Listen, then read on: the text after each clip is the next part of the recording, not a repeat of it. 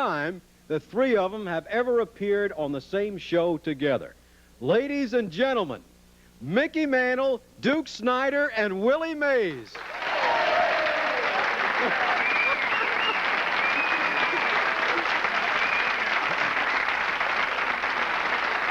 1954, Duke, you hit 341, 40 homers, 130 RBIs. What kind of a raise did you get off of a year like that? They told me I didn't steal enough bases that year. Probably $7,000, $8,000 raise, something like that. I remember a time I played in Brooklyn over there. I hit 2 home runs on a Sunday afternoon. And I left out of there, all 4 of my tires was flattened. All 4 of it. I just left the car, got on the subway, came home. So, you know, there's one thing about the three of you, besides being great hitters, all 3 of you were great fielders. All 3 of you had excellent arms. I want to go back to the film and just look at 3 catches, one by each of you, Duke, Willie, and Mickey. All right, let's go back to the film. First, this is DiMaggio batting, and Duke, this is your catch in the '49 series. Remember that shoestring catch? That was an illegal glove. It had a real spider web on it. Now, Willie, this catch was 27 years ago, and people still... Did you think at the time people would still be... I'll tell you what, before you answer that, Mickey, this is your catch, Larson's no-hitter.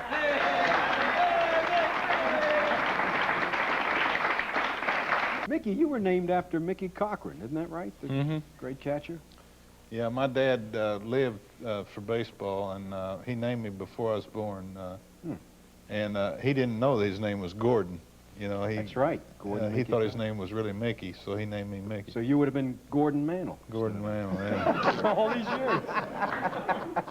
And I ain't got nothing about him. I don't have anything. I like Gordon. You know, I mean, I get a lot of letters sometimes when I say that, but I'm a lot rather be Mickey than Gordon.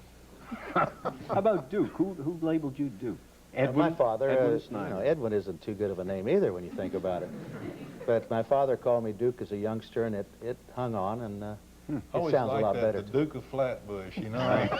He was my idol when I was a little kid, right? Yeah. Yours too, right?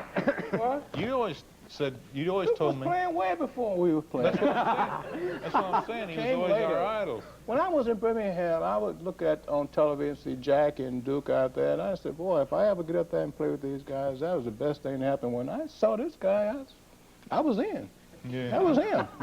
Willie, you did something that not too many players do. I want to go back to the film. This has got to be 30 years ago. The Giants were still in the Polo Grounds.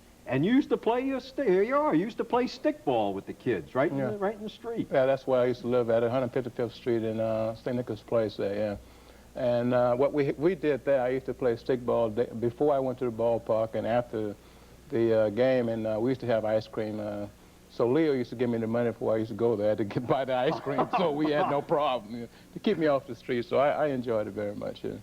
Let me ask each of you, toughest pitcher. Of course, you guys, there couldn't have been too many tough pitchers. You need 3 more. Hall of Famers. Are you kidding? If you guys had to pick one guy, the last guy you'd want to see in a game, who would it be? He didn't have to hit against my 2.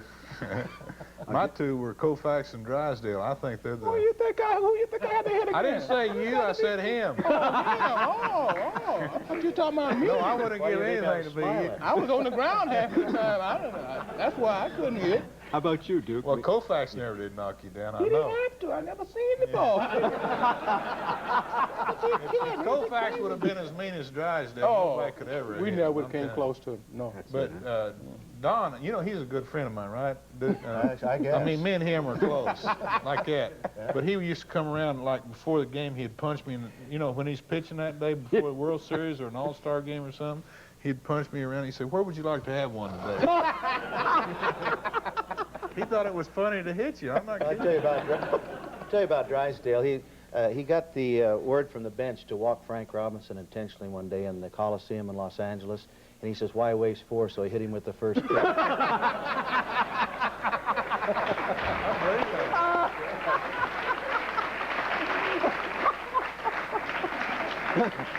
And the toughest guy I ever faced was Juan Marichal. He was very tough. Hello everyone, I spend a lot of time trying to get you guys nice videos, so please subscribe to this page. Thank you.